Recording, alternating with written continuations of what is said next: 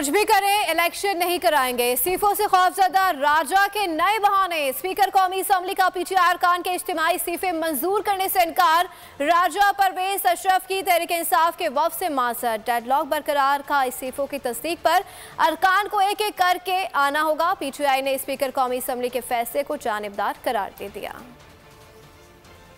सबसे पहली article 64 of the constitution of Pakistan की शिक में यह है कि इस्तीफा जो है वो हाथ से लिखा हुआ होना चाहिए। हम समझते हैं कि स्पीकर का साहब का ये फैसला जो है ना बाइस्ड है। क्या ये जो हमारे 11 MNAs ये जो आप लोगों ने डीनोटिफाई की थी, क्या उसने आपके पास जो है ना कोई रिटर्न में दिया था? जिस वक्त इस्तीफा स्पीकर के पास आता है तो स्पीकर उस मेंबर को बुलाएगा और बिल्कुल प्राइवेसी में, कॉन्फिडेंस में उनसे ये बात करेगा कि क्या आपने ये इस्तीफ़ा खुद लिखा है और क्या आप जो है आप पर कोई दबाव, कोई प्रेशर।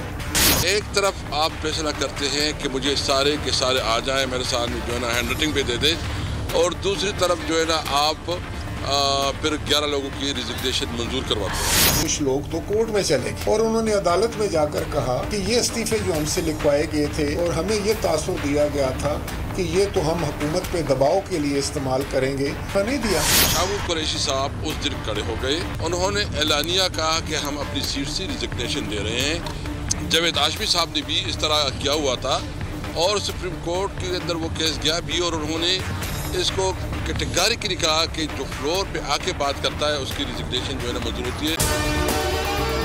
अगर आपको हमारी ये वीडियो पसंद आई है तो लाइक पर क्लिक कीजिए।